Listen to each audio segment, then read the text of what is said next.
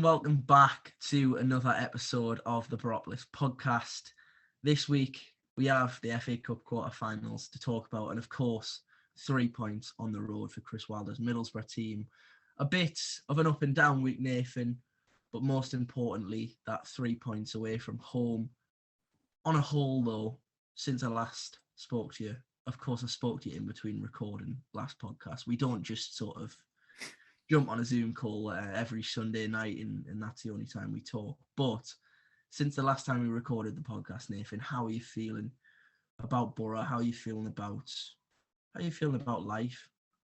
Yeah, all right, if I'm honest. The big win in the week, and then Saturday, of course, a big crowd at the Riverside, and just one step too far this time. The giant killers were knocked out, but yeah, there's nothing to be too disappointed about. We'll get into that though after we discuss an important win in the week. Yeah, do you know what? I'm going to start this podcast off a little bit differently because normally I just say, how are you? I don't actually ask what you've been up to. So in the last week, Nathan, you been doing anything interesting or just at uni? Not much, just the usual, if I'm honest. Down at university and then watching the game on Tuesday night. Sort of breaks up the week nicely, I think. A midweek game sort of gives you just that one thing to look forward to in the midweek before the Saturday. And then, living away from home, getting the train, living on trains at the minute, flying up and down the country, watching Borough, whether it's home games, away games. But yeah, home for the weekend to watch Chelsea come to the Riverside. But yeah, just a bit of a busy week, but a good one nonetheless. Good to hear, Nathan. Very good to hear. And, if that doesn't show dedication, the fact that you, as you put it, flying around on trains, then I don't know what does, So fair play for that. Let's stop waffling about how our weeks have gone, Nathan, and get into Tuesday night. Of course, Birmingham away.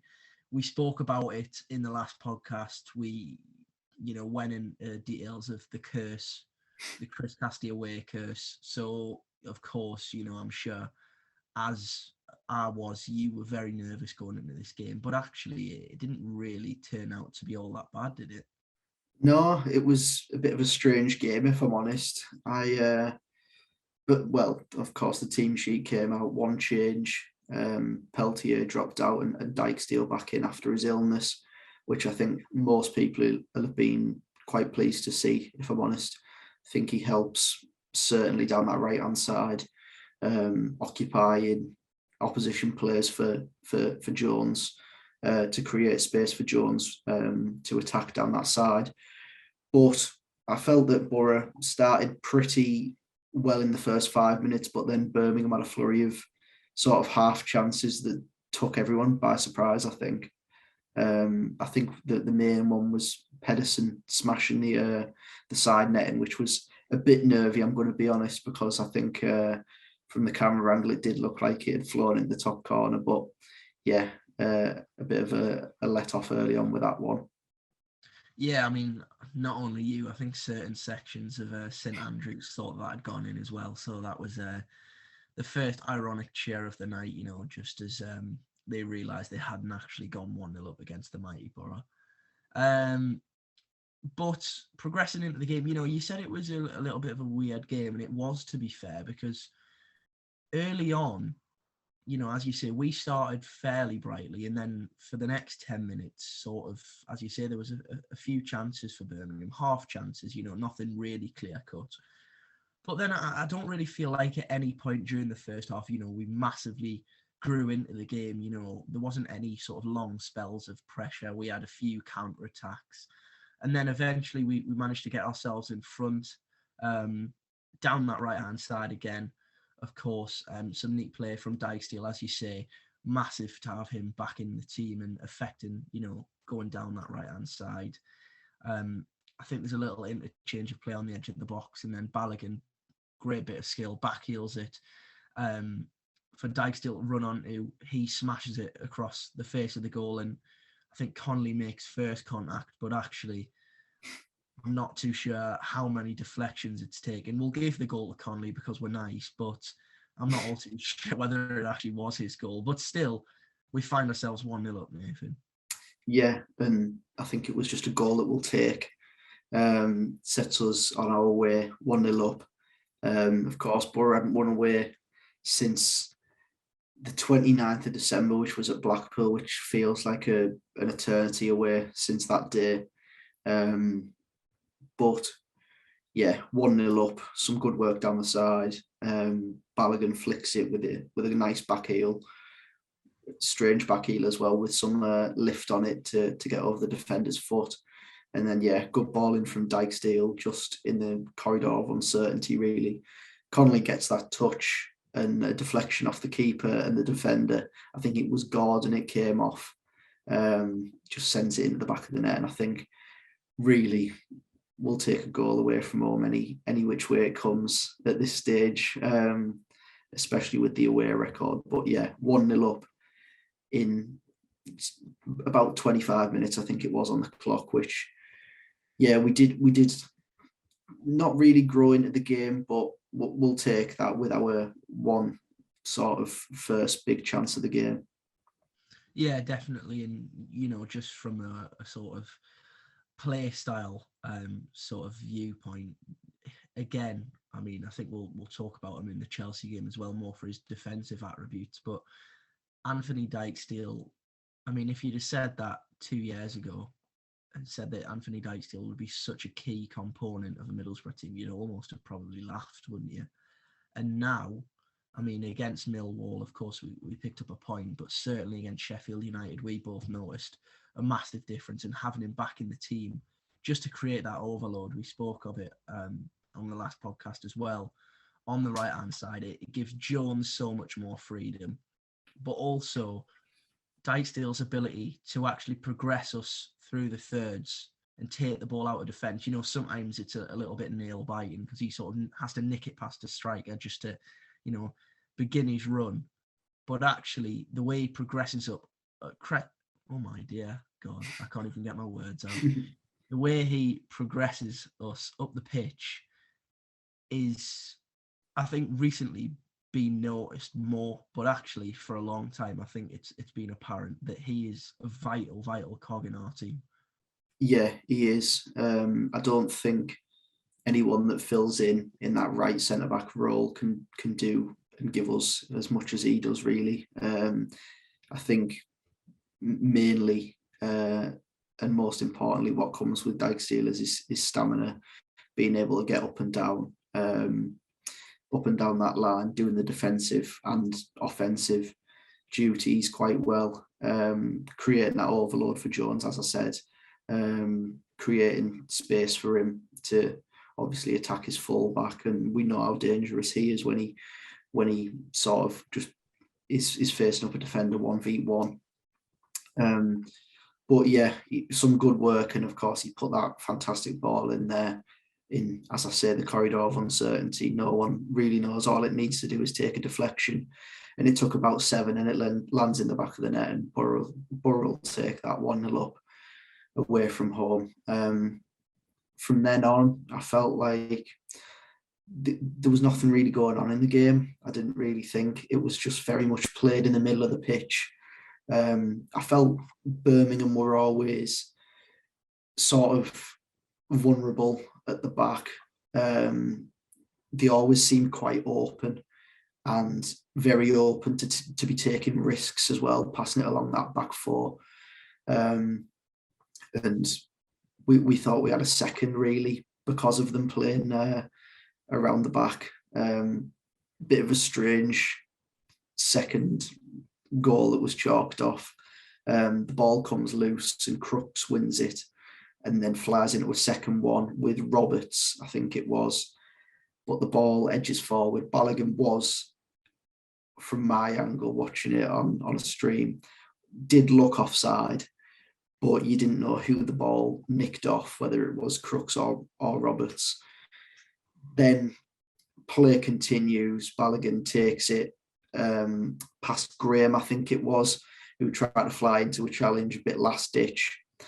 flies past him and slots it past the keeper. Borough players run at the corner and celebrate all together. And as they're walking back to the centre circle, goals chalked off for offside. A bit of a delay. What was it like in the away end, Chris? Yeah, it was a weird one, wasn't it? Because, you know, by that time, of course, the Middlesbrough players were celebrating, the whole away end was celebrating. Everyone, I was in utter disbelief that, bearing in mind, up until that day, I'd only seen us score one goal away from home all season, and I'd just seen us score two in the first half of the match. Obviously, it wasn't to be the case, but in terms of the decision, I think, you know, the linesman gets it correct. Balogun is offside. But what's confusing is the fact that, as you say, as the players are walking back almost to the centre circle for Birmingham to take kick off again, the linesman only decides to put his flag up then. And I don't know if this is an official that is used to working with VAR, but it was just incredibly late. It was just, I didn't really understand it. Of course, you know, he come to the correct decision in the end, but such strange timing. And obviously, from that point onwards, the Birmingham fans had a little bit of a laugh and a joke at all of us. Of course, we got the last laugh. But yeah, I couldn't really understand what was going on, to be honest, because there must have been probably 30 seconds between Balogun putting the ball in the goal and then the linesman deciding it was offside.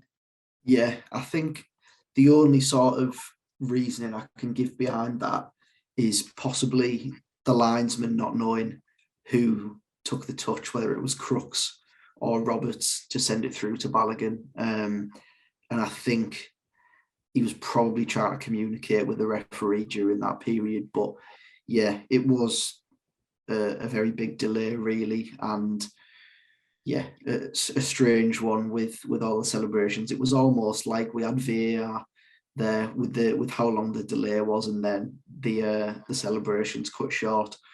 But yeah, Borough in at the break 1-0, and I think going into the second half, we were just looking to extend that lead, really get that second goal, and sort of put the game out of Birmingham's sight, really. And we had the perfect chance to, pretty much after the break, didn't we, with the penalty issue?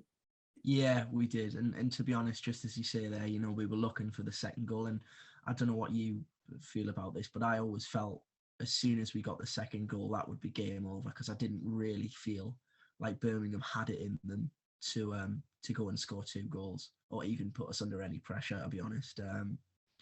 They're a strange team, Birmingham, because I know they're obviously having off-field issues with their owners and of course the stadium as well, but you know, there's some okay players in there. You know, Tahith Chong, I know he's had his injury problems this season. He come on as a substitute and look quite bright. You know, Scott Hogan typically always scores against us. Of course, yeah, Jukovic has been there for a long time, but they don't really have much of a style at all. I couldn't really tell you what type of team Birmingham are. I think they're just in that position where they already know they're safe, but actually they're just sort of, you know, letting games go by them. And yeah, I mean, that's something for a different day. But a strange team, Birmingham.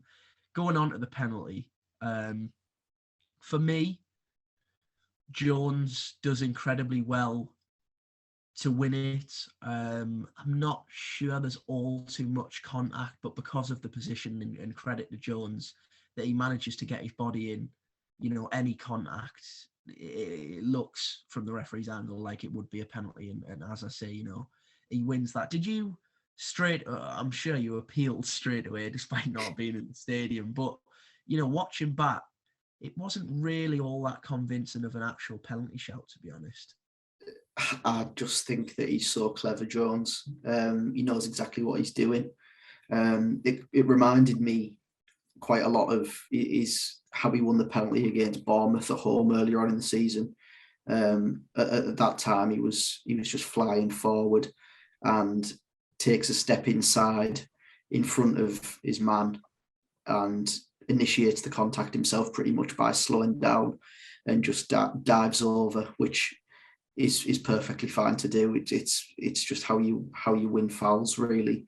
And he's done exactly that again. He controls the ball well, and just gets his body in between the man and the ball really, and sets himself up to have a bit of a dive and win the penalty. But he's certainly a very sort of streetwise player when it comes to playing the game. Isaiah Jones, he knows how to win those fouls, and he wins us another penalty and gives us that chance to extend the lead. Yeah, he does. And then, of course, Paddy Mcnair steps up, our usual penalty taker this season when obviously Andrew hasn't been available, which, of course, he wasn't against Birmingham. He'd scored one against Luton, went that side. Previously when McNair's taken penalties for us, he's always, had the approach of, really get everything behind it. And, if the keeper makes a save, then, he will have made a good save because it's a powerful strike. But he goes with the same technique he did against Luton, tries to roll it in the far corner, and Neil Etheridge just reads it completely, manages to tip it onto the post. For a moment, I thought it was going to trickle back over the line, but it just sort of misses the other post, which probably would have turned it into the goal.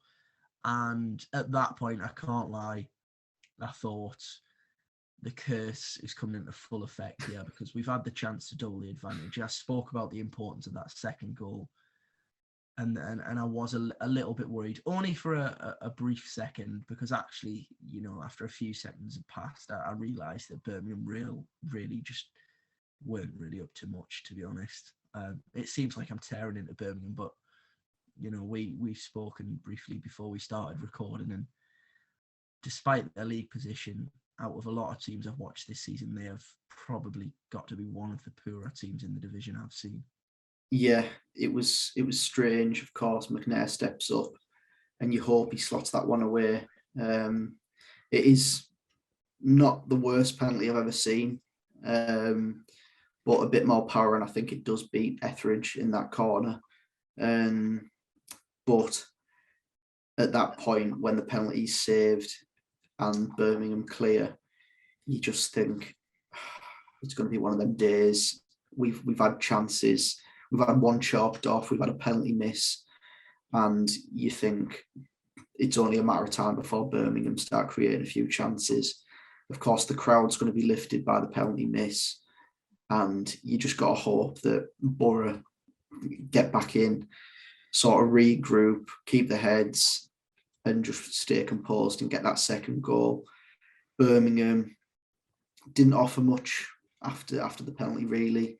I felt like their biggest threat all night was probably from long throws and set pieces. Of course, a lot of sort of big physical players on the pitch. Jukovic, Hogan, Mark Roberts, although he was the one throwing the ball in more often than not.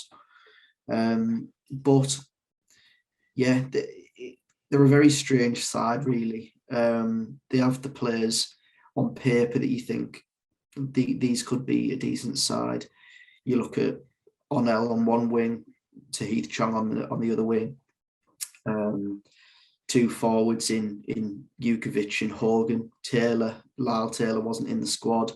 I think he had an injury, but three forwards there that have all done relatively well at championship level in their careers so far. And you think with Onel and Tahith Chong being the supply line for those forwards, you think that they should be dangerous. But yeah, it was very strange, really. They didn't offer too much threat on Joe Lumley's goal at all. But yeah, Borough did regroup well after the penalty miss, limited Birmingham to pretty much nothing, if I'm honest, and got that all-important second goal through Balogun.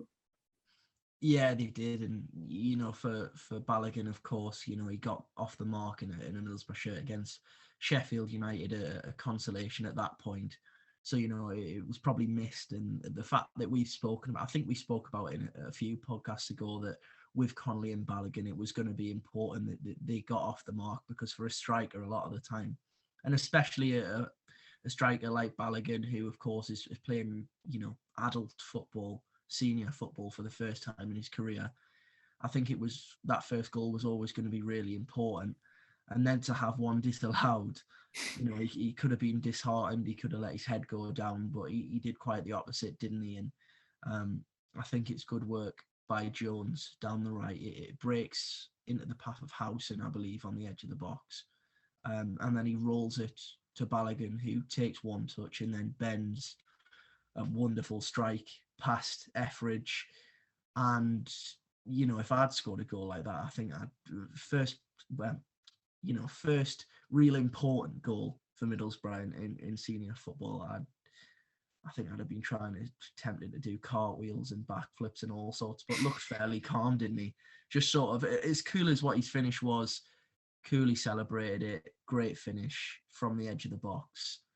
And give us that second goal. And from that point, I really felt, I could start sort of enjoying myself in the way end, because I thought, that's Birmingham done. That's that sealed. But, I mean, what a goal, Nathan. Yeah, it was a fantastic goal, as you say. You would have been doing cartwheels if you scored it, but Balogun just sort of cool, calm, composed, just sort of was kind of unmoved by the goal, which I suppose, if you want to quote Roy Keane, that's his job, isn't it? Score goals, that's what he's here for. And yeah, it was a fantastic finish, worked the ball well onto that right foot and bends it into the far corner. Fantastic finish. Well worked down that right-hand side once again. Jones and Dijksteel playing a part, knocking it into Howson. I think Tavernier was involved as well. I think he may have knocked it to Balogun only with a little touch, but yeah, a well-worked goal from that right-hand side that Borough so heavily reliant on, really. It's good to have Dijksteel back in there, as we've already mentioned. It's freed up Jones a lot more. And yeah, 2-0, I felt Borough were pretty home and dry by that point. A few more chances late on, but 2-0 was all that was needed to seal that all important first away victory of the year. Yeah, of course. And the last real piece of action, just of course we've got to mention it, a long ball over Isaiah Jones. Jones, again, as you say, does incredibly well to get his body in between himself and the defender, and through sheer pace, Pedersen just, again, fouls him, picks up his second yellow card, and of course is sent off. And, although a lot's made of Jones's, end product and him getting it at defenders and beating them, of course, he's been so used to doing that as a winger in his younger years. But actually, what you sort of highlighted, his ability to actually, have that footballing brain and actually draw fouls when he can, is, another attribute of his, which actually I think goes a little bit unnoticed. It's won us the penalty in this game, as you say, won the penalty earlier on this season, of course, and then also gets Pedersen sent off. And, I don't know if you might have missed it on the whichever cameras you were watching it on. I'm not sure if you're watching Sky or anything like that. But as Pedersen's sent off, we have a free kick, obviously in that position, and the Birmingham fans are throwing real abuse at Crooks and Tavernier. And, at that point, I think the pair of them probably knew that the game was won. And they just had a little bit of fun with the away fans. They were just pointing to each other as if to say, are you going for me or are you going for him? That, of course, with any section of football fans, was winding them up even more. But yeah, just another note on, I mean, those two especially, they're always brilliant on the pitch. But in terms of when they have the ball, when they don't have the ball, but even little moments like that, you just sort of, I don't know if you'd seen that, but I wanted to mention it because it's just that perfect word, and I'm going to use it. Perfect bit of shithousery. And I love anything like that.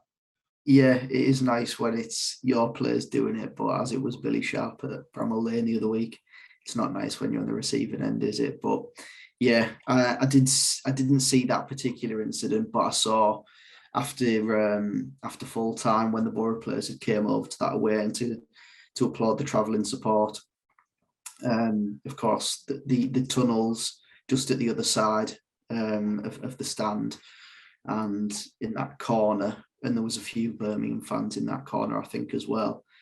And the Borough players just giving them a nice little wave and a few winks on the way past before they headed down the tunnel, which I don't mind either. But we said last week that it was massively important to go to Birmingham in midweek, get those 3 points. We needed to break that away day duck that we've had so far in the league this year, which hasn't been enjoyable really.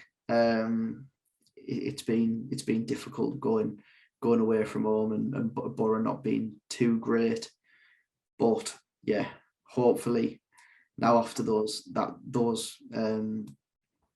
big 3 points at Birmingham, that leads us on to the final 4 away games of the season, I think it is, and hopefully we go on a bit of a run and hopefully not jinxing it, but go and beating away from home till the end of the season, because that'd be nice. Yeah, it certainly would. And, just another mention, it's certainly, I don't want to make this about me, but what a feeling to end the away day curse. I'd mentioned it in the previous episode, and yeah, to have the moment where you think, finally, I've seen my team win away from home is it was a wonderful moment. There's someone on Twitter that I should mention. I believe he listens to the podcast most weeks, Matt.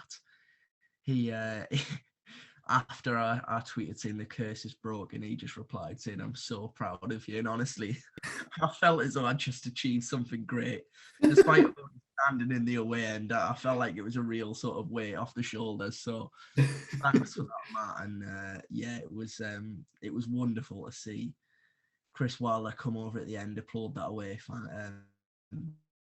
section, of course, and just get the reception of, it felt like a big 3 points, because I think going into the international break, of course, we have Peterborough first game back, but had we have not beaten Birmingham, then that run of, not picking up 3 points away from them just goes on. And I think mentality-wise, it was such a big thing, just so, of course they're aware that they can't do it, but just to make the players think, well, there's no reason why we should be beating teams at home with a certain amount of ease, but then going away from home and going 2-0 down after 20 minutes. There's just sort of no reason for it. So, yeah, a big moment for us to get those 3 points away from home, and a massive result, of course, given that we weren't playing on the weekend where other championships clubs were. We, of course, Nathan, had our Saturday filled with FA Cup action. Chelsea at home. We thought there was a brief part of us that thought the unthinkable could happen for a third time. It wasn't to be. But let's just first talk about, obviously, the incidents. Of course, because we hadn't, seen the whole request of behind closed doors and all of that before we last recorded the podcast. It was on the Tuesday, wasn't it? Because I remember looking on Twitter during the journey down to Birmingham thinking, yeah, have Chelsea lost their minds? We'll get onto the game after, but I mean, what was your initial thoughts when you saw some of them ridiculous statements from Chelsea? I just laughed, if I'm honest.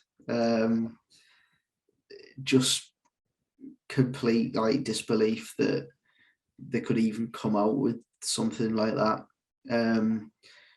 First of all, it isn't their fans' fault that their owners are slightly involved with what's going on in the world at the minute, but yeah, it's a shame that they all couldn't come up to Teesside to support their team, as it's what football's all about, isn't it?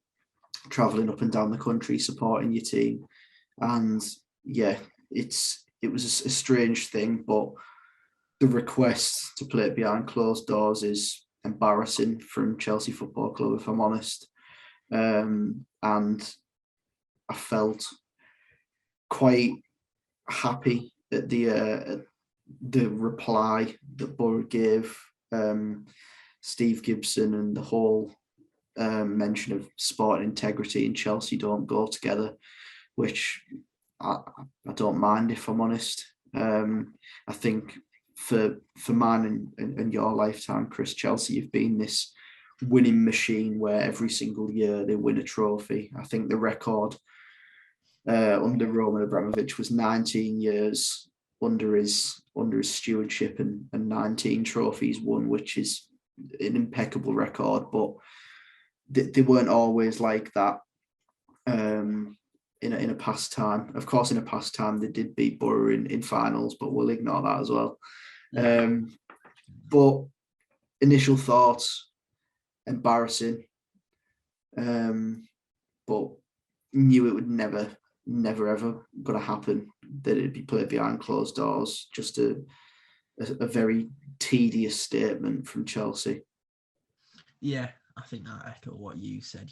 I never really felt like the FA, as much as some of the FA's decisions over the years have been fairly strange. I never thought that they'd go to that level, considering the off the field stuff that happened with Chelsea was nothing to do with us. Of course, it's nothing to do with the Chelsea fans, as well as you say. We should say that, but if it had been the case where Middlesbrough had been limited in capacity, I think Chris Wilder said in his post-match interview after Birmingham, if it hadn't been the case, he would have genuinely considered just not turning up for the game, because we'd gone through Tottenham, we'd gone through Man United, even grinded out a result at Mansfield, and then to have our, I don't want to call it a big day, but, to have the chance to fill up the Riverside and really get behind the team with a chance of going to Wembley, and then for Chelsea to think that, because sporting integrity was absolutely ludicrous, to be honest.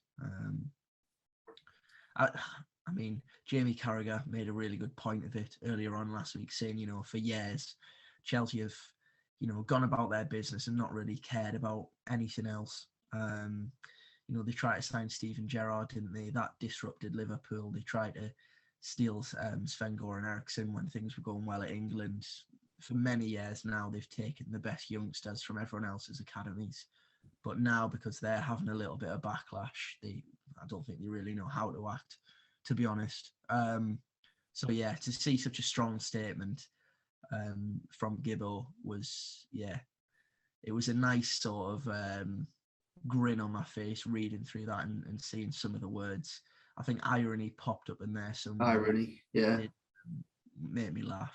And of course, by the end of the day, they withdrew it. And we should say, the Chelsea Supporters Foundation asked the club to withdraw it. I don't know whether that was the reason behind the final decision, but eventually they come to their senses and withdrew it. So, yeah, a bizarre move from Chelsea.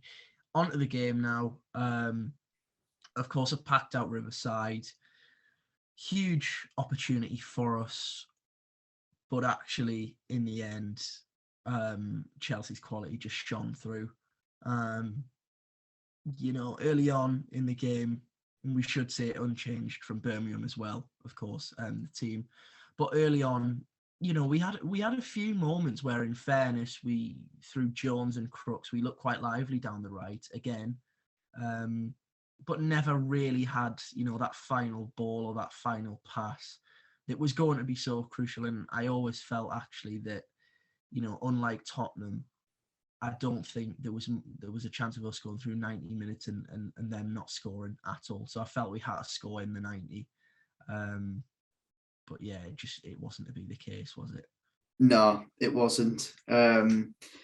Just sort of reflecting on the game, but looking at it as well. Chelsea are just a winning machine, aren't they? You look at the teams that we've beat on this cup run, Man United and Spurs, and then they're not necessarily adverse to a cup upset.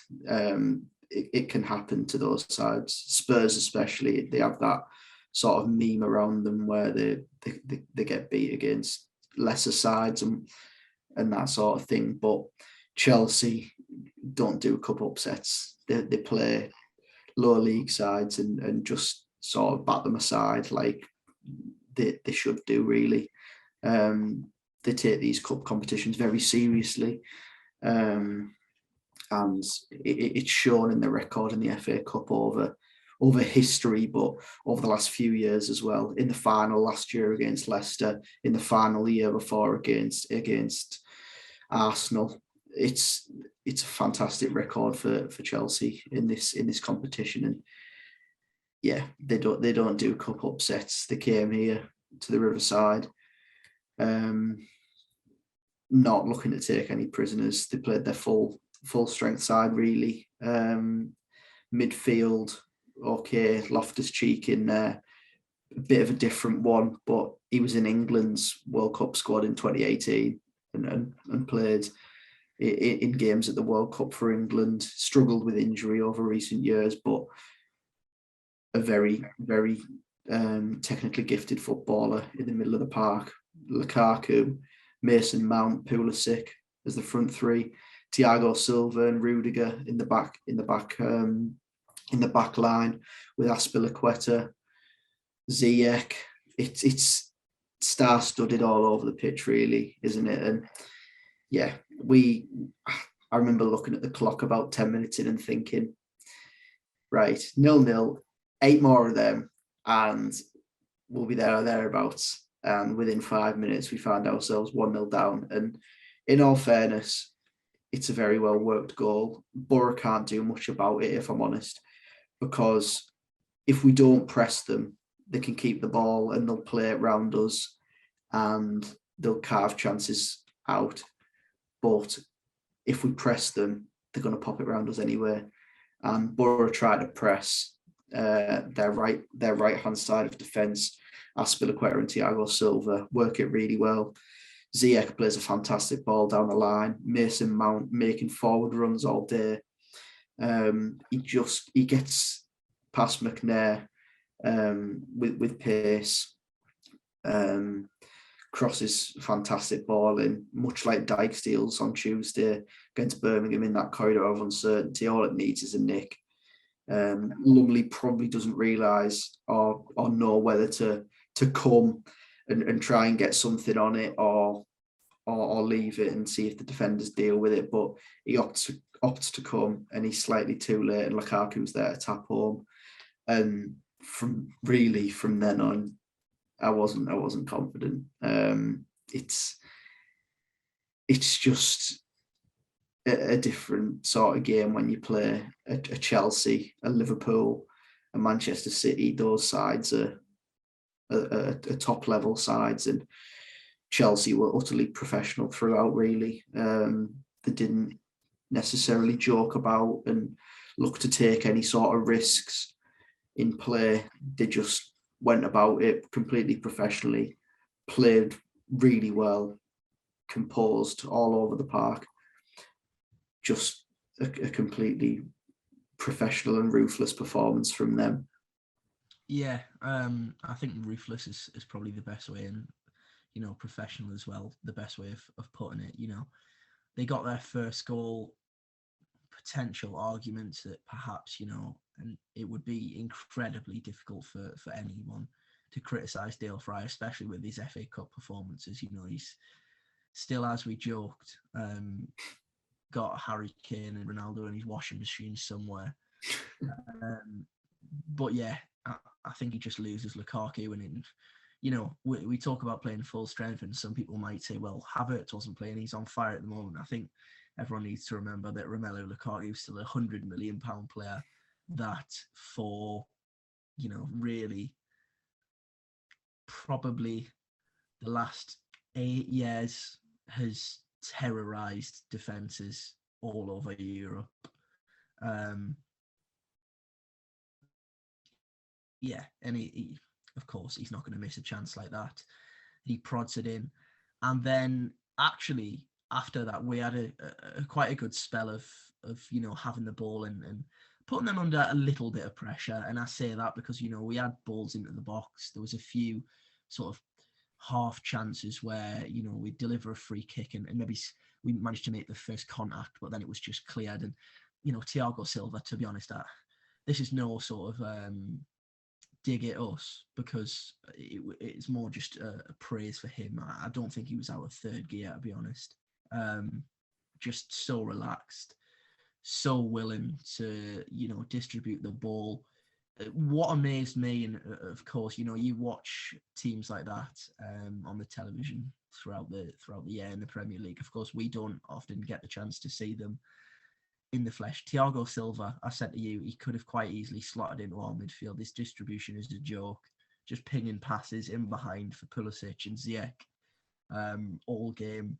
A Rolls Royce of a defender. I know Liverpool fans make the argument of him and Van Dijk, but, I think, to be honest, it's probably closer than what people make out. I know Van Dijk is exceptional, and there's definitely an argument for him being the best defender in the world, but Thiago Silva, at his age as well, we should mention, just absolutely fantastic. And then, of course, after that brief spell of pressure, I think possibly you look at Neil Taylor and perhaps say, it is a little bit of the basics. What's the X about. If you allow him to cut inside on that left foot, he's going to fire shots and crosses.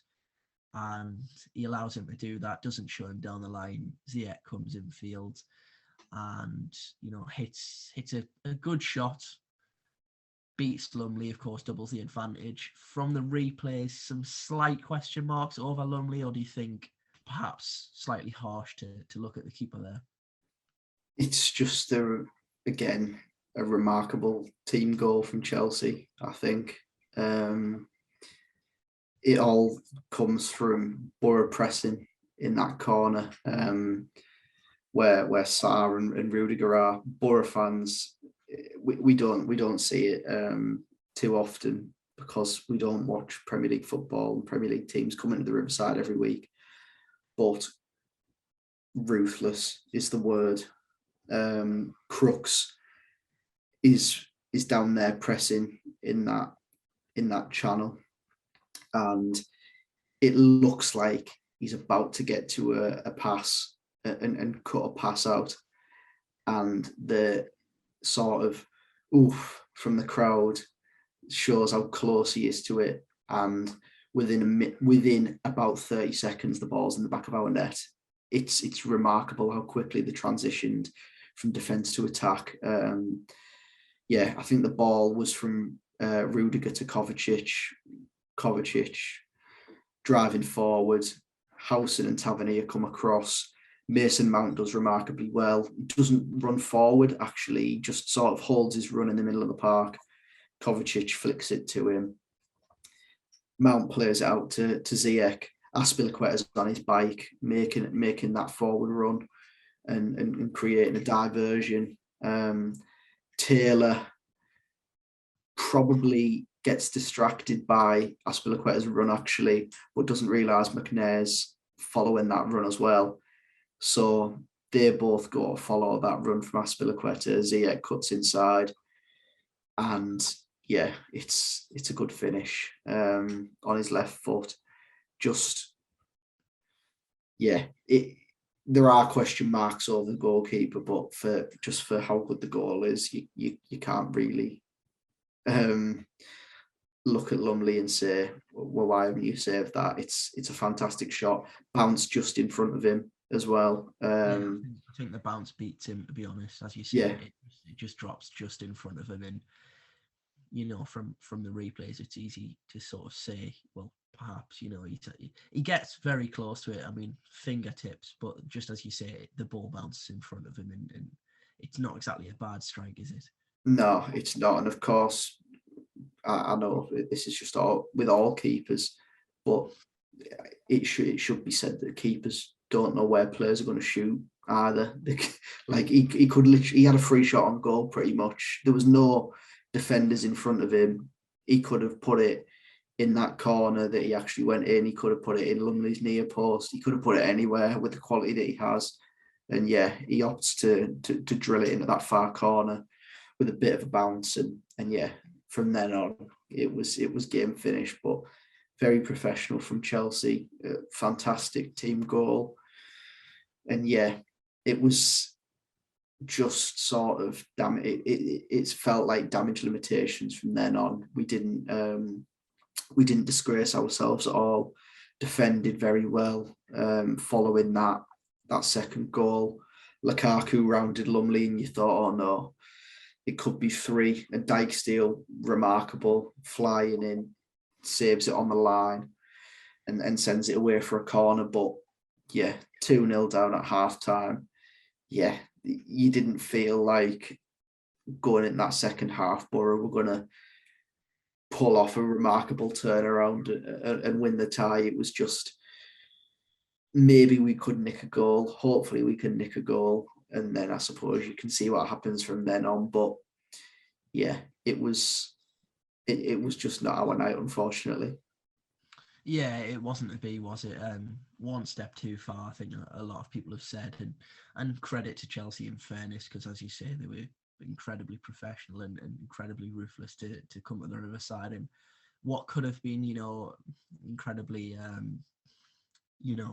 distracting given the events that happened through the week and everything going on with Chelsea at the moment. They just did their talking on the pitch. Of course, there was one change at half time. Dale Fry departs and he's replaced by Sol Bamba. Was since obviously found out that that's some slight tension, I think, on Fry's groin, I believe it was. I don't think it's a pulled groin, but just, I think he felt it. I think Wilder said after 20 or so minutes he felt it. So of course, probably a little bit precautionary going into the final few games of the season. Big Sol comes on. And in fairness, probably one of the success stories of that second half, in fairness, I thought him and Josh Coburn made real impacts when they came on, with no right really to do so. But Bamba, made a few big tackles against Lukaku and Chelsea's other forwards. And of course, Coburn come on, probably a reward for that goal against Tottenham. And there was that moment where I think he shrugs Azpilicueta off the ball and then manages to get him behind Rudiger. And you just think, where's that come from? Like a prime Alan Shearer just shrugging Chelsea defenders off as if, he's sort of this veteran striker that's played a couple hundred games. But that was a moment in the second half where, I think once the second half had begun, apart from obviously, a few Chelsea chances, which of course we managed to stop.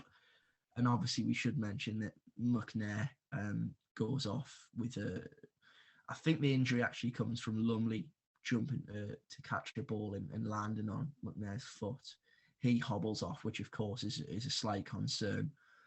I think with the swelling, Wilder said after the game he's not too sure on, the longevity perhaps of the injury, but he didn't seem all too concerned. So I think it's just a case of fingers crossed with that. But I think throughout the second half, of course, I never felt we were going to get back into the game, but it just allowed me to sort of reflect on the cup run as a whole. And, the atmosphere was incredible in the Riverside yesterday. Did you sort of, like me, just use that second half to almost sort of realise that the club's in, a really good place actually at the moment, and reflect on the last few months and just, feel a bit of pride at the fact that, little old Borough have managed to go to Man United, knock out a full strength team, beat Spurs with Josh Coburn, an academy graduate, scoring, and just, those are the types of memories where for me and you, of course, we miss the European nights. I think honestly, nights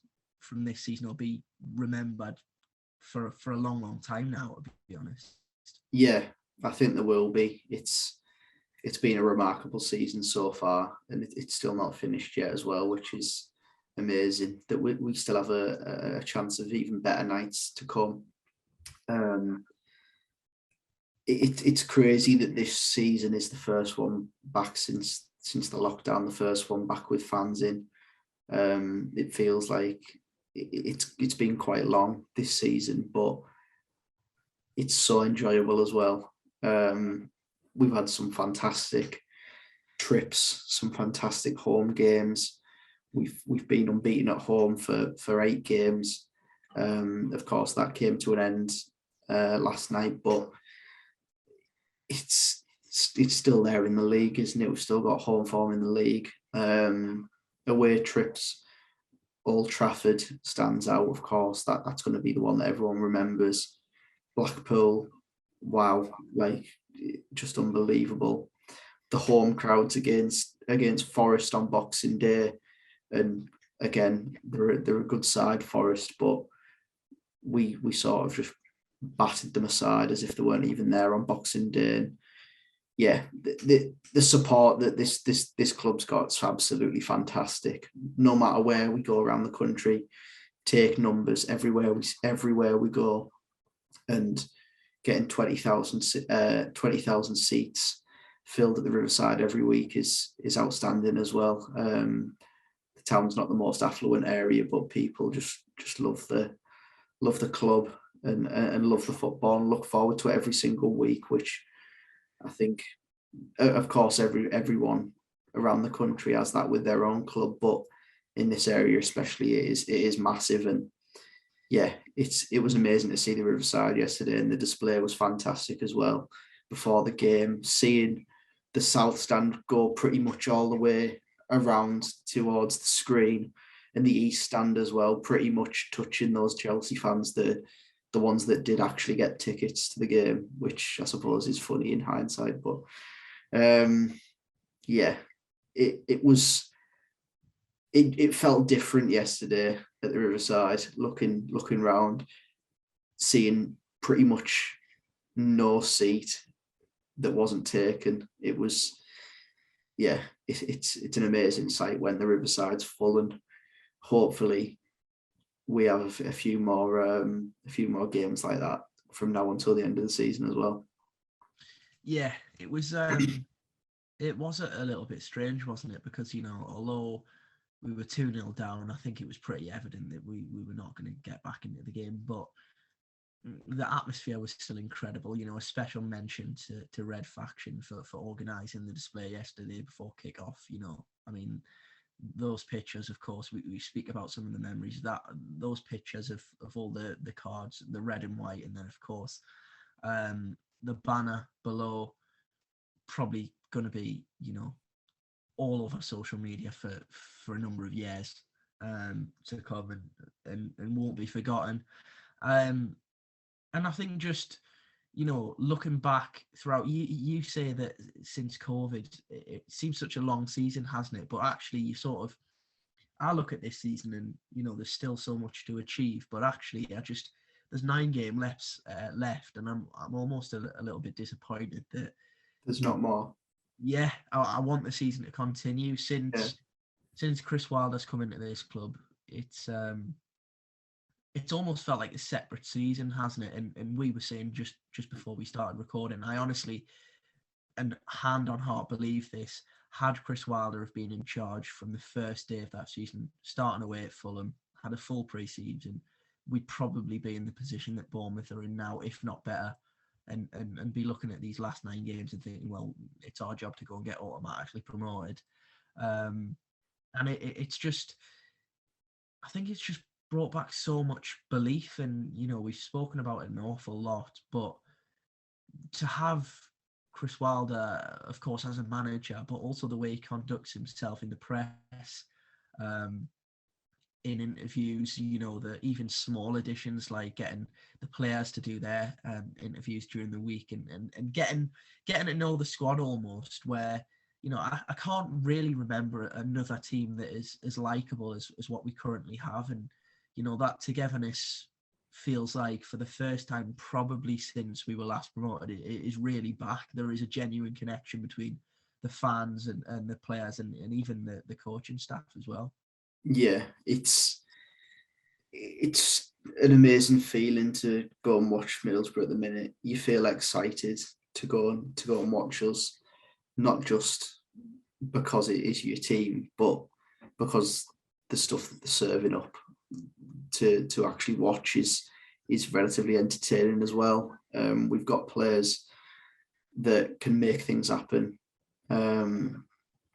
We've got players that have character as well, and yeah, it's a very enjoyable bunch to watch. Even yesterday, just watching Leo go at Chelsea's coaching staff in the first sort of 20-25 minutes, I just thought he's been around the club for years now as Leo, but he's just a hero amongst us, I think. And the fact he's been kept on through all these managers is fantastic as well. It always feels like there's one of, although he's not actually from Teesside, it feels like there is one of us that's so passionate about the club in the area. It feels like there's always one of us in the coaching staff. And I think what Chris Wilder's brought to the club as well is, as you say, that belief that we can do things, belief that we can get at pretty much any team in the country that we play up against. I don't think, had you asked me at the end of October, start of November time, had you asked me, would Borough get to an FA Cup quarter final and beat Man United and Tottenham on the way, I'd have said no chance. There's no way. But how much Chris Wilder's changed at this club in such a short space of time is absolutely remarkable. And long may it continue. If these last 9 games don't go to plan, and we do miss out on the top 6, then so be it. Because I believe next season we'll be right up there. If we do miss out, I think that he will sort this. He will keep the majority of the squad together, and he will sign certain players in certain positions that will fire us up that division. And I think we'll be in that top 2 next season if this season doesn't happen for us. Yeah, certainly. I mean, it's a big. I think, you know, the old cliche of sort of nine cup finals is already being bandied about now. And once we get past that international break, you know, it really becomes every single point that you can gain is so crucial. I can already feel my sort of palms sweating actually thinking of the nerves in some of these upcoming games. But, you know, I think what's important is, you know, we use the word belief. There's genuine belief again with this club, with this manager and set of players. So, yeah, excited, certainly. We sort of went off on a little bit of a tangent there, sort of, despite, you know, originally talking about the Chelsea game. But I think that's probably enough of the Chelsea game. Of course, we've, you know, had such a good run. Just on the FA Cup as a whole, Nathan, what's been your favourite moment of the run? Because, you know, knowing you, I wouldn't put it past you to say Uche's goal at Mansfield. Yeah, it's a standout. I'm not even going to lie. I've been lucky enough to be at every single game of the cup run, and just sort of going off Mansfield, we thought at the time, get through this game with a second string side because of the issues with COVID with the squad at the time. Get through this game and just see what happens. We thought we don't really need the sort of hindrance of a cup run during how busy the schedule is anyway, and with Borough trying to get into the playoffs. We thought it'd be a hindrance, but it's been fantastic, hasn't it? Borough made hard work of it at Field Mill that day, 2-0 up to 2-2, and then a last minute own goal makes me able to make my train. That was a standout. Old Trafford, going to Man United, the star-studded lineup they put out. Ronaldo missing a penalty in front of the Borough fans, amazing. Just the bottle of the players, I think. Just the sheer mindset of the players to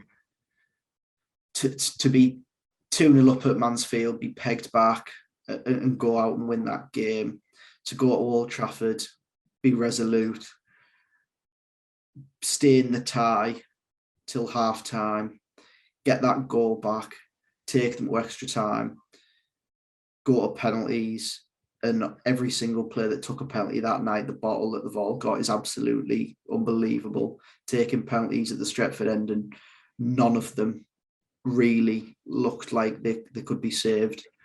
And then Tottenham, you think surely our luck is going to run out at some point, and one of these sides is going to just sort of roll over us and really assert the fact that they're a Premier League side on us, and we have Tottenham at the Riverside on a Tuesday night, and it happens again, and Borough get that winner, Corba, and yeah, it's been a remarkable cup run, but I'd say just really seeing the mentality of these players when they look sort of down and out, when they look tired, when they look like the game should be beyond them, they don't show that, and they just never give in.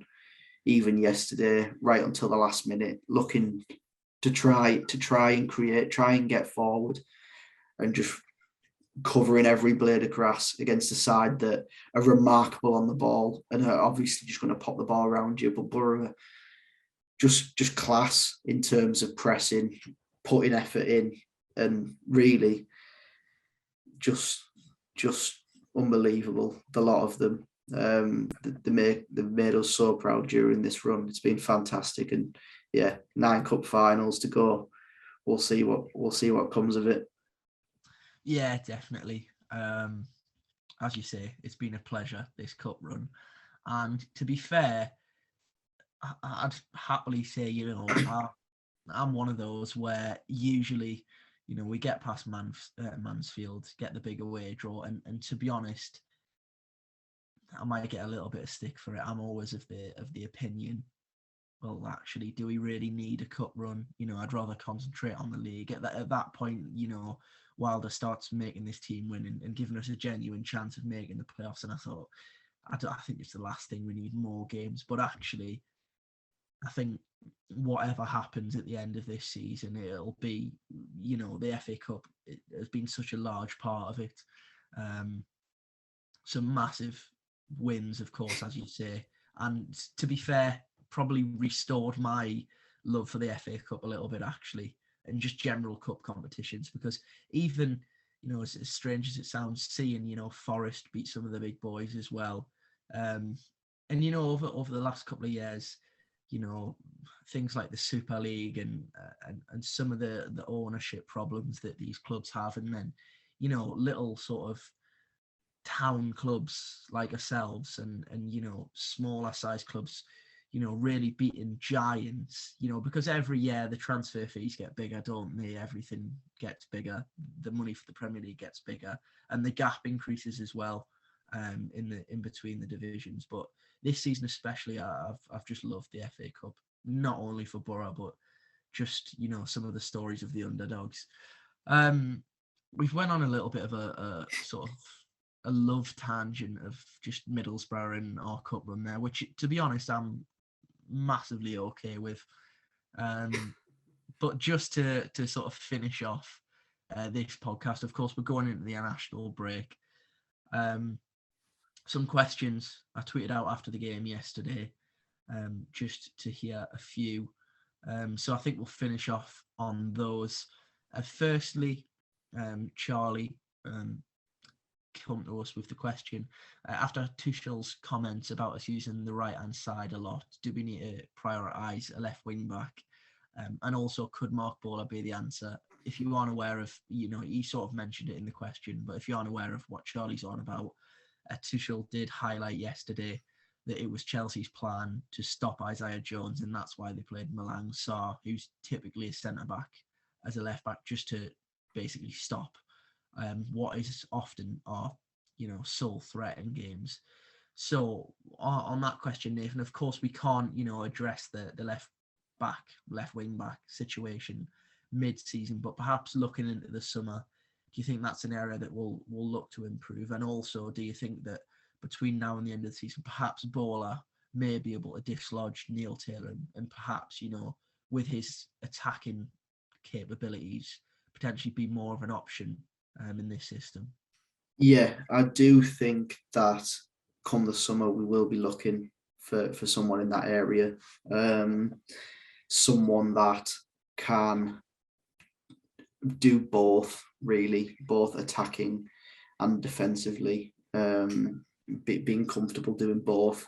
I think Taylor is typically that left back in a 4, isn't he? And to be fair to him, he is doing a good job for us in there at left wing back. Just sort of steady Eddie. Looked like a very shrewd acquisition when Chris Wilder first came in and performed really well in Baller's absence when he first came into the club. And Baller as well, just come back from a bit of a layoff from injury. Was sort of thrown into a bit of a baptism of fire at Bramall Lane and did not have his best game at all, really.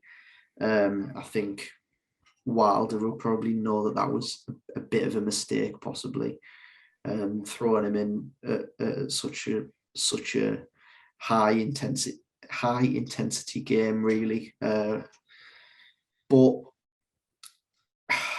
I think if you want to have the sort of balance and ability to go down both sides, Baller's that option, I think. He just offers more going forward for me.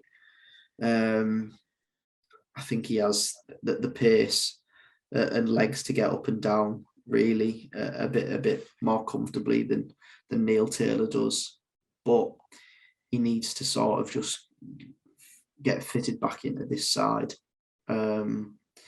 It'd be interesting to see what happens at Peterborough in our first game back after the international break.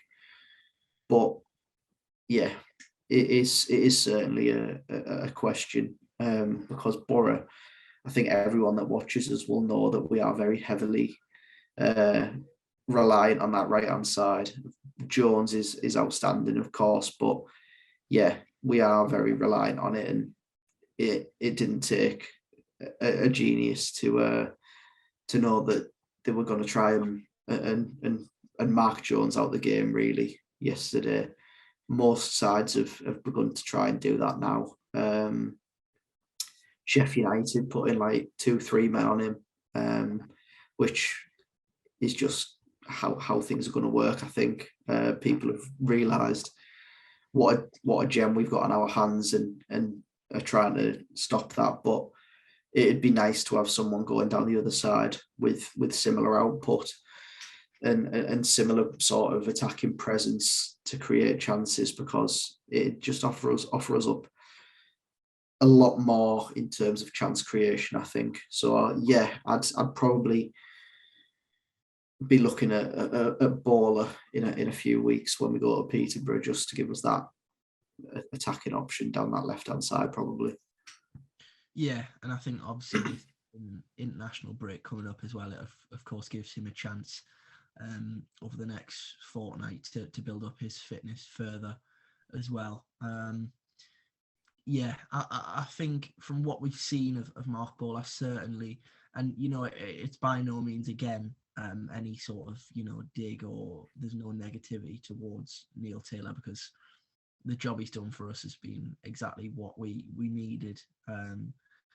But of course, when Wilder first had the option of using both of them, it was Bowler that got the nod. And I think in this formation, particularly where the wing backs are so effective, Bowler probably has that little bit more in terms of getting past a full back or a wing back and delivering balls into the box. And of course, that would really take a little bit of pressure off Isaiah Jones, which of course would be a massive help at the moment, given, as what you say, teams are aware of what a gem we have, and they do their best to stop him. So yeah, I think I'd agree on the Bowler opinion there.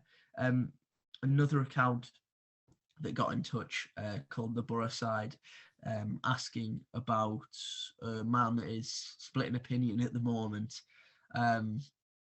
sort of in the space of one question, manages to sneak another question in there, but we'll let him have it. Thoughts on Aaron Connolly, but also how can we improve in the final third? I think we'll do Connolly first and then use sort of the final third as the last question. But firstly, on Aaron Connolly, personally, in fairness, I think when he first started playing, I think it might have been 3 or 4 podcasts now ago where we both agreed that actually Sporrar and Watmore is our best pairing up front. Since then, it actually looks as though, the starting two will always now be a Connolly and Balogun. Although we haven't seen, that real moment yet where Connolly sort of changes everyone's opinion and everyone sort of says, yeah, I can see why Wilder's, brought him in at the club in January. I do think he is improving game by game. I don't think he particularly affects the game as what you may hope he would. But, I can understand some of the criticism that he does get sometimes, because I think, with Connolly, and I don't want to be critical, but I don't think he really has one sort of standout attribute. He's certainly not deadly in front of goal. He's not rapidly quick, where, I think there is other forwards in the division which, rely on their pace heavily. And, he does work hard, but then also you've got Duncan Watmore, which, makes anyone's work rate, even if it's great, makes that just look like a sort of bang average shift, because he almost sprints around the pitch. But I do think, in fairness to Connolly, he's grown into this team. I still think there's more to come from him. And hopefully, as we do see, the likes of perhaps Bowler come back into the team, he may have more chances to score. And, whether we credit him or not with the goal against Birmingham, he is starting to get in more positions where he could score from. So, Nathan, are you sort of in the same boat as me, where you can see there is a little bit of progression there from Connolly, or are you very much of the opposite opinion, where actually people just, unfortunately don't think he should be anywhere near? I certainly think that there is more to come from him, if I'm honest.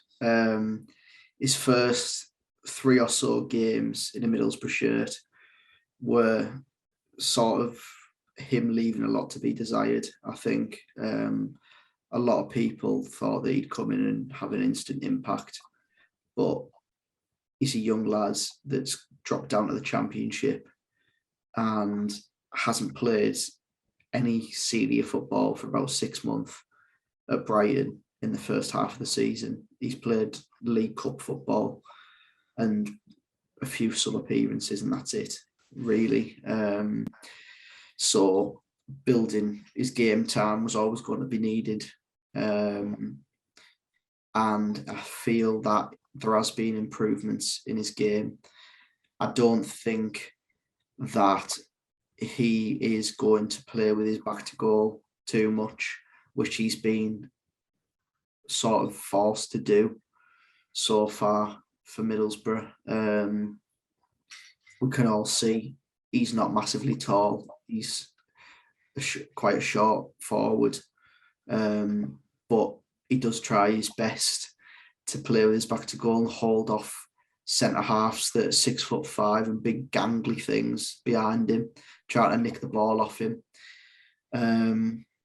But I think the goal in midweek was, although it does take a deflection off the defender and the goalkeeper, I'd counted his goal as his goal. He's a bit different to usual Middlesbrough centre forwards.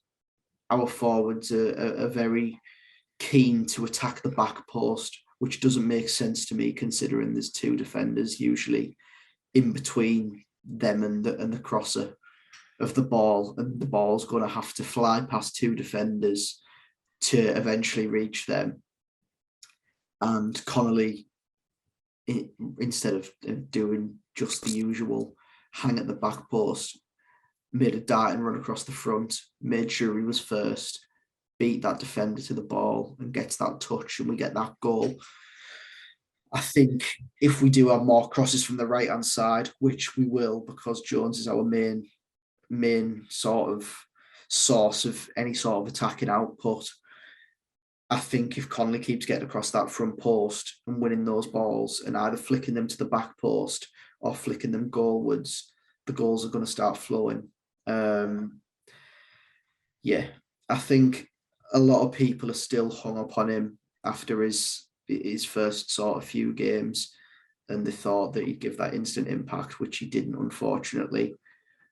But yeah, I think instead of the criticism, people should just try and get behind the players. Really, yeah, there's going to be ups and downs. Players aren't going to have the greatest games every game, but they need to be backed. And it's quite unfortunate at the minute with our forwards. There's five, and of course everyone has their own opinions on which forwards are best and which forwards work best in the system. But Chris Wilder's evidently seeing things that everyone else isn't.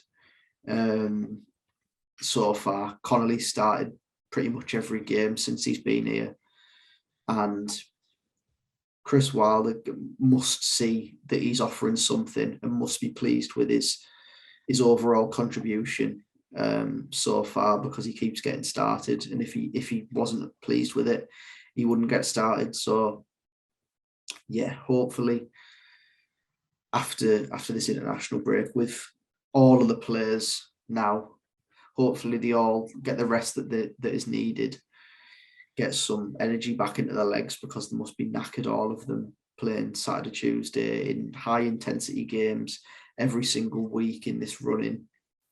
And hopefully we come out the traps at Peterborough and start well. So yeah, I think just on Connolly there, lastly, just back him. I think he's all of our forwards are pretty much confidence players, and when they do have that confidence, they'll be fit and firing, and hopefully that's just what's needed during this running. Yeah, and just on that sort of second part of the question, how can we improve in the final third? I think, we've sort of almost covered it a little bit with the whole wing back situation. I think one thing that we need to try and figure out between now and the end of the season is potentially a way of managing to use the left-hand side of the pitch more effectively. I think often, although Paddy Mcnair is, of course, excellent, we all know he is, the fact that he's the right-footed centre-half playing on the left doesn't really allow us to create that overload on the other side that, Dijksteel's able to do with Crooks and Isaiah Jones. I think when I've been most impressed with us down that side, it was when Tavernier moved there against West Brom. So perhaps, and in fairness, I think Tavernier has been excellent for the last 2 months now. I can't remember a bad performance that he put in. So perhaps that's something to look at, or, of course, Bowler that we both mentioned. I think another thing that will massively help is getting the likes of Piero and Riley McGree back. We saw Riley McGree come into the team against West Brom, was massively effective. And then, of course, since then, we thought it was a little niggle, and he's missed sort of 4 or 5 games now. So I think, sometimes having those options, where I think between now and the end of the season, unless something, I think it would have to take a real magnificent impact from a sub, from, perhaps McGree, or if Tavernier has moved out the left wing back to change that midfield three, it's always going to be Crooks, Housen, Sitton and Tav. But, if we are struggling to score in games, having the luxury of looking at your bench and turning behind for Chris Wilder and seeing Riley McGree, who can unlock a door, who can pick out that pass, is going to be a massive, massive help. Where perhaps in the last few games, when he's looked to the bench, he hasn't had that other option in midfield. So I think, as well as that, Sparrow coming back, he's certainly another one at the moment who has come under a little bit of criticism, potentially rightfully so. But I think, he does certainly bring something to this Middlesbrough forward line with his link-up play and his ability to bring others into play. But I think for me, the biggest thing, Nathan, would definitely be the options of extra midfielders and having that opportunity to perhaps change personnel and, maybe if McGree comes into midfield, move Tavernier to left wing back and sort of change the dynamic of our play. So, yeah, that would be my answer for that. Yeah, I'd agree with the Tavernier at left wing back point. We saw how effective that was against Bristol City and West Brom in that game where Tavernier got the goal and the assist that changed the game on its head. Yeah, it'll be massively important to have players like McGree back. Wilder did say he'll be back after the international break and be ready for Peterborough, which is massively important. I think it'll be... Do you want to know what? I think he may even start. I think we probably will go with that. Tavernier at left wing back and McGree in Tavernier's usual position. We need to come out the traps, definitely. Peterborough have just come off the back of a fantastic result. And Borough need to take the chances. It's away from home again. We need to build this run away from home, and we need to go to Peterborough, who it's not going to be easy. They need results as well to keep themselves in this division. But take our chances, and we should be fine, hopefully. But yeah, McGree and Tavernier down that left-hand side, with McGree playing nice, threading through passes to Tavernier's runs, and then just hopefully cutbacks and easy tap-ins, and that'll do me. Yeah, that certainly would do me as well, Nathan. Well, I think, to be honest, that's us done for this podcast. I think it's going to be a slight break for us during the international break as well. We may have one or two things to come on the YouTube channel, but you'll have to keep your eyes peeled for that. But yeah, I think it feels as though, although the players have sort of gone on for weeks and weeks and weeks, I feel like religiously we've recorded this podcast on a Sunday every single week for months now. Months. Without having the international break. So perhaps we need an international break, Nathan. We probably haven't anywhere near as hard, but yeah, we'll probably not have an episode next week, but certainly we'll be back for the return of the club fixtures. But yeah, from me and Nathan, I think we've got to say thank you very much for the continued support, whether that be on Twitter, TikTok, Instagram, or watching the podcast on any audio platforms. Thank you very much. And Nathan, unless there's anything more you want to add, I think that's us done. Just 2 weeks now. Rest and recuperate, because April, wow, it's hectic, isn't it? Looking at the fixtures, 8 fixtures to come next month. They come thick and fast, but I think it's fair to say that we can't wait for it. And another month, a final season month, because who knows what will happen in May? Who knows yet? But yeah, 2 weeks off, rest and recuperate, and we'll see everyone back for a Peterborough preview, possibly review, definitely. Yeah, well, from me, Nathan, as we always do, say thank you very much for watching or listening, whichever you may prefer. Of course, be generous, subscribe on YouTube, give us nice ratings on all audio platforms. It would greatly be appreciated by us both. But yes, finally, I'll stop talking now. Thank you very much for watching and listening. And that has been another episode of the Boropolis Podcast.